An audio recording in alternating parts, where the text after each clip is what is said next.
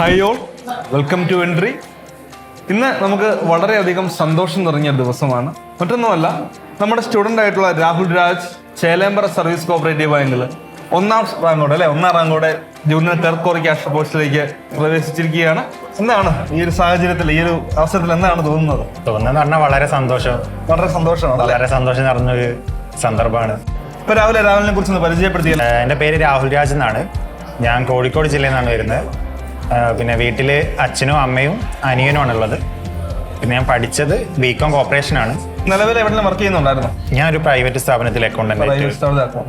അവിടുത്തെ പ്രഷറൊക്കെ കൊണ്ടാണോ കൂടുതൽ ഈ ഒരു മേഖലയിലേക്ക് കടന്നു വന്നത്? തീർച്ചയായും നമ്മളെ ജോലി ഒരു സെക്യൂർ ആയ മേഖലയിലേക്ക് മാറ്റാന്നുള്ള അതാണ് ഏറ്റവും മെയിൻ ആയിട്ടുള്ള ഒരു കാര്യം.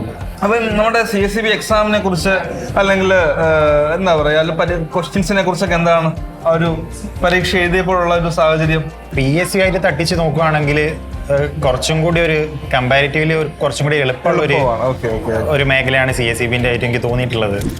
പിന്നെ അതിൽ നമ്മൾ വിഷയം മാത്രമാണ് പഠിക്കേണ്ടത്. മെയിനായിട്ട് ഒരു 50 മാർക്കോളം വിഷയത്തിന് മാത്രം. വീണ്ടും പാറ്റേൺ മാറിയിരിക്കുന്നു. അപ്പൊ വീണ്ടും 100 മാർക്കിന്റെ അതിലേക്ക് 100 മാർക്കിന്റെ 100 ക്വസ്റ്റ്യൻ അല്ലെ, 1 മാർക്കിന്റെ വീതം 100 ക്വസ്റ്റ്യൻ, 100 മാർക്ക്, 70 ക്വസ്റ്റ്യനോളം നമുക്ക് സബ്ജക്റ്റിൽ നിന്നും, ബാക്കി ഇംഗ്ലീഷ് GK മാത്സ് 10 വരുന്നു. അപ്പൊ നമ്മുടെ പ്ലാറ്റ്ഫോമിനെ കുറിച്ച് തീർച്ചയായിട്ടും ഇവിടെ ഒരു വിജയത്തിലേക്ക് എത്താൻ കാരണം ഈ എൻട്രി ആപ്പിന്റെ ഒരു കാര്യം കൊണ്ട് തന്നെയാണ്.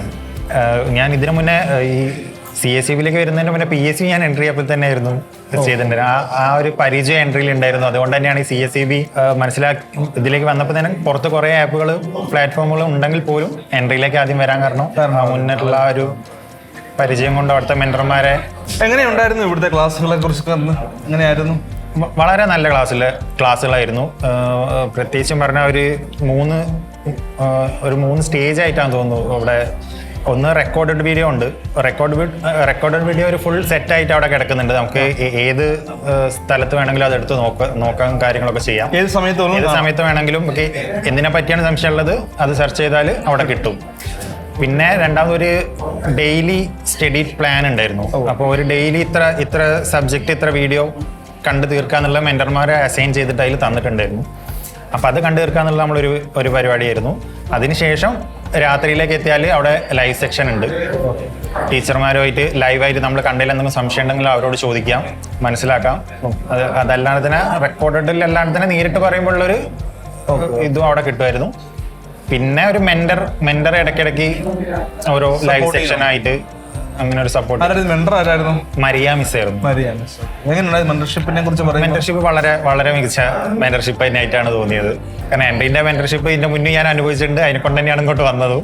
അപ്പം മികച്ച മെന്റർ തന്നെയായിരുന്നു. അപ്പം ഏറ്റവും ബുദ്ധിമുട്ടേറിയ ഒരു സബ്ജക്ട് ഏതായിരുന്നു? അതിനെ എങ്ങനെ മേക്ക് ഓവർ ചെയ്ത്? നമുക്ക് എല്ലാവർക്കും കാണുമല്ലോ, ഓരോ കുട്ടികളും പല രീതിയിലായിരിക്കും. ഏറിയ എന്ന് പറഞ്ഞാൽ എനിക്ക് കുറച്ച് ബുദ്ധിമുട്ട് തോന്നിയത് ലോ ആണ്. Cooperative law. ശരിയാണ്. പരിധി വരെ എല്ലാവർക്കും ഒരു ഇത്രയും സെക്ഷനും അതിന്റെ സബ് റൂളുകളും അതും അങ്ങനെയൊക്കെ പഠിച്ചു വെക്കുക, ഓർമ്മിച്ച് വെക്കുക എന്ന് പറഞ്ഞത് കുറച്ചൊരു പ്രയാസമുള്ള കാര്യമാണ്. പക്ഷെ നമ്മള് ടഫായിട്ട് തോന്നുന്ന സബ്ജക്റ്റിന് കൂടുതൽ സമയം കൊടുക്കുക, റിപ്പീറ്റ് ആയിട്ട് കേട്ടുകൊണ്ടിരിക്കുക, റിപ്പീറ്റ് ആയിട്ട് വായിച്ചുകൊണ്ടിരിക്കുക. എങ്ങനെ ഉണ്ടായിരുന്നു? എങ്ങനെ മേക്ക് ഓവർ ചെയ്തു? ആ ഒരു ലോ നമുക്കറിയാം, 110 സെക്ഷനും 201 റൂളും ഇങ്ങനെ കടല പോലെ ഉണ്ട് അല്ലേ? അതെ, നമുക്ക് പിന്നെ ഇതിന്റെ എൻട്രിന്റെ നോട്ട് ഉണ്ട്, PDF നോട്ടുകളുണ്ട്. എല്ലാ സെക്ഷനെ പറ്റിയിട്ടും എല്ലാ റൂളിനെ പറ്റിയിട്ടും വിശദമായിട്ടുള്ള നോട്ടുകളും. ഇത് നമ്മൾ ഇടയ്ക്കിടയ്ക്ക് എടുത്ത് വായിക്കുക എന്നുള്ളത് തന്നെയാണ്. ഫോണിൽ PDF ആയിട്ടുണ്ട്. നമുക്ക് ജോലിന്റെ ഇടയിൽ ഫ്രീ ടൈം കിട്ടുമ്പോഴും ഇതെടുത്ത് വായിച്ചുകൊണ്ടിരിക്കുക, എടുത്ത് നോക്കിക്കൊണ്ടിരിക്കുക, പരിചയം പുതുക്കിക്കൊണ്ടിരിക്കുക. രാവിലെ ഒരുപാട് കഷ്ടപ്പെടുന്നതാണ്. ഒരു ജോലിയോടൊപ്പം ഉള്ള പഠനം ബുദ്ധിമുട്ടായിരുന്നു. രാവിലെ 9:30 ആകുമ്പോൾ ജോലിക്ക് പോകണം, ഒരു 7 മണിയാകുമ്പോൾ തിരിച്ചെത്തുള്ളൂ. അതിന്റെ ഇടയിലുള്ള ആ സമയം വൈകിട്ടിരുന്ന് പഠിക്കണം. ഇപ്പൊ ഒരുപാട് ആൾക്കാർ ഇപ്പൊ ഈ എല്ലാവർക്കും അവിടെ സംശയമാണ്, ജോലിയോടൊപ്പം പഠിച്ചാൽ ഇത് കിട്ടുമോ എന്നുള്ളൊരു സംശയം. അപ്പൊ നമ്മുടെ രാഹുൽ തന്നെ അതിന് എന്താണ് മറുപടിയായിട്ട് ഒരു ഉദാഹരണമായിട്ട് നമ്മുടെ മുൻപിലുണ്ട്. കാരണം രാഹുൽ ഓൾറെഡി കഴിഞ്ഞ ദിവസം വരെ അല്ലെ, എനിക്ക് തോന്നുന്നു ട്രെയിനിങ്ങിന്റെ ആ ഒരു അഡ്വൈസ് വരുന്നത് വരെ രാഹുൽ ഓൾറെഡി ജോലിയിലായിരുന്നു. ഇപ്പോഴും ജോലിയിലാണ്, റിസൈൻ ചെയ്തിട്ടില്ല. ഇവിടെ കയറിയതിന് മുൻപ് അല്ലെ, എല്ലാം ഓക്കെ ആയതിനു ശേഷം റിസൈൻ ചെയ്തു. അപ്പം ഒരു പ്രത്യേക ഒരു അനുഭൂതിയായിരുന്നില്ല. കാരണം എന്താ വെച്ചാൽ ജോലി, അതിന്റെ പ്രഷർ, അതിനോടൊപ്പമുള്ള പഠനം. എനിക്ക് തോന്നുന്നു ഒരുപാട് എന്താ പറയുക, ഒരുപാട് കൺഗ്രാജുലേഷൻസ് തേടിയെത്താൻ അർഹമാണ്. കാരണം അത്രത്തോളം ആ ഒരു പ്രൈവറ്റ് ജോലിയോടൊപ്പം പഠിക്കുക എന്ന് പറഞ്ഞാൽ അത്ര പോസിബിൾ അല്ല. അപ്പം എങ്ങനെയാണ് രാത്രിയിലൊക്കെ കൂടുതൽ സമയം പഠിച്ചിരുന്നോ? രാത്രിയിൽ വീട്ടിൽ വന്ന ഉടനെ ഒരു കുളിക്കുക, ചായ കുടിക്കുക, പഠിക്കാനിരിക്കുക. പിന്നെ രാത്രി അധിക നേരം പഠിക്കുക, രാവിലെ നേരത്തെ പുലച്ചയ്ക്ക് എണീച്ച് പഠിക്കുക.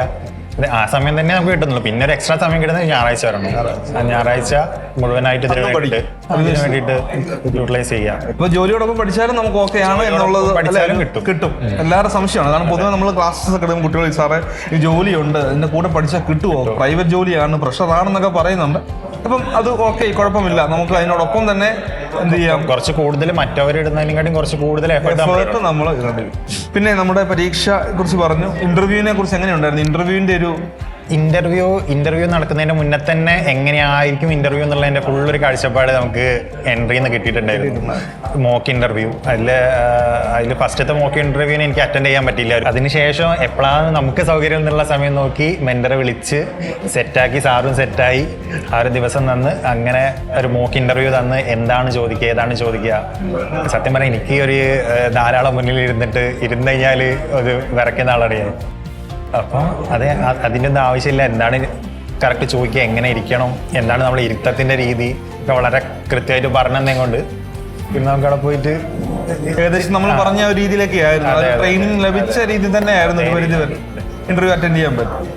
ഓക്കെ, അപ്പൊ ഇനി എന്താണ് ഈ ഒരു വീണ്ടും നമ്മളെല്ലാവരും അല്ലന അറിയാൻ ആഗ്രഹിക്കുന്നത്? പഠിച്ചുകൊണ്ടിരുന്ന സമയത്ത് ഒരുപാട് സ്ട്രഗിൾസ്, ഒന്ന് വിജയിച്ചപ്പോൾ മറ്റൊരു എന്താ പറയുക, നമ്മുടെ ആ ഒരു മാനസിക നില തന്നെ രണ്ട് രീതിയിലേക്ക് മാറിയിട്ടുണ്ട്. അപ്പോൾ ഈ നമ്മുടെ സുഹൃത്തുക്കളോട്, കാരണം ഒരുപാട് സുഹൃത്തുക്കൾ ഇത് എന്താണ് ഈ ഒരു പ്രതീക്ഷിച്ചിരിക്കുകയാണ്.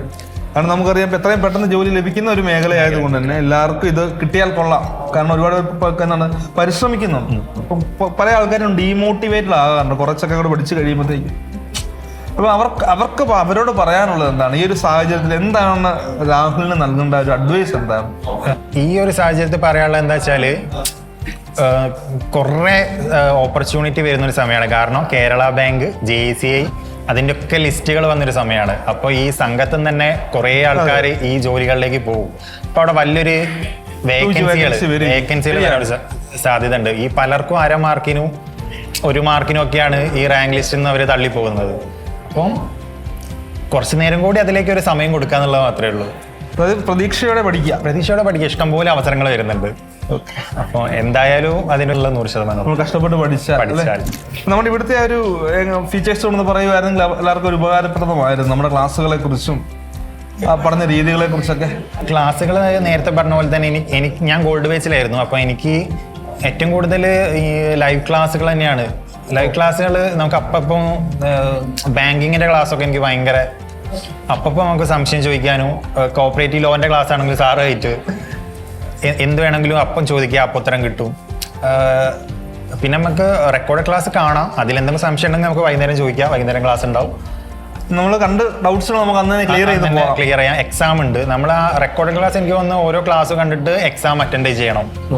ഓരോ ക്ലാസ്സും കണ്ടിട്ട് അതിനെ പറ്റിയുള്ള ഒരു എക്സാം, ഒരു ചെറിയൊരു 10 മാർക്കിൻ്റെ ഒക്കെ ഒരു ക്വിസ് ആ ഒരു ഇത് തന്നെ ഉണ്ടായിരുന്നു. അതല്ലാണ്ട് എക്സാമുകളുണ്ട്, മോഡൽ എക്സാം ഉണ്ട്, വീക്ക്ലി ആയിട്ട് മോഡൽ എക്സാം ഉണ്ട്. പിന്നെ നമ്മൾ എത്ര പഠിച്ചു എന്നുള്ളതൊക്കെ കാണിക്കാനുള്ള ഒരു ആനിമേഷൻ കാര്യങ്ങളൊക്കെ അതിൽ സ്റ്റഡി കാർഡ് അതിൽ അതെ, ഇനി നമ്മൾ എത്ര പഠിക്കാനുണ്ട്, എത്ര ശതമാനം നമ്മൾ കഴിഞ്ഞു എന്നൊക്കെ ഉള്ളത് അതിൽ. പിന്നെ ആ കിസ് അറ്റൻഡ് ചെയ്യുമ്പോൾ തന്നെ നമുക്ക് ലീഡർ ബോർഡും കാര്യങ്ങളൊക്കെ ഉണ്ട്. നമ്മൾ കൂടെ പഠിച്ചുകൊണ്ടിരിക്കുന്നതിനിടയിൽ തന്നെ നമ്മൾ എത്ര മുന്നിലാണ്, അതിനൊക്കെ ഉള്ള ഒരു ഫീച്ചർ എൻട്രിയിലുണ്ട്. അതൊക്കെ നല്ലൊരു ഫീച്ചറാണ്. പിന്നെ ക്ലാസ്സസ് അതെ, എല്ലാ അധ്യാപകരും തന്നെ വളരെ എന്ത് സംശയം ചോദിച്ചാലും അവർക്ക് അറിയാത്തതായിട്ടുള്ള ഒന്നുമില്ല. അപ്പോൾ എന്ത് സംശയം ചോദിച്ചാലും അതിന് നമുക്ക് പക്കയായിട്ട് ഉത്തരം കിട്ടിയിട്ടുണ്ടായിരുന്നു. ക്ലാസ് ഏറ്റവും മികച്ചത് തന്നെയായിരുന്നു. ഒരുപാട് സഹായിച്ചു. ഇനിയിപ്പം കേരള ബാങ്കിന്റെ ലിസ്റ്റിൽ വന്നു അല്ലേ? കേരള ബാങ്കിലേക്ക് വന്നു, CSEB ഓൾറെഡി ജോലി കയറി. നേരത്തെ കേരള ബാങ്ക് ലിസ്റ്റ് ഉടനെ വരും. എല്ലാവരും ഒന്നുകൂടി പറഞ്ഞേ, കാരണം എല്ലാവർക്കും വളരെ പ്രചോദനമാകാൻ പോകുന്നതാണ് രാഹുൽ. തീർച്ചയായിട്ടും 1 or 2 എക്സാം എഴുതിയിട്ട് ചെറിയ മാർക്കിനൊക്കെ പോയി കഴിഞ്ഞാൽ നമ്മുടെ മനസ്സ് മടുത്തിട്ട് നിർത്താതെ ഇരിക്കുക, തുടർന്ന് പഠിച്ചുകൊണ്ടിരിക്കുക.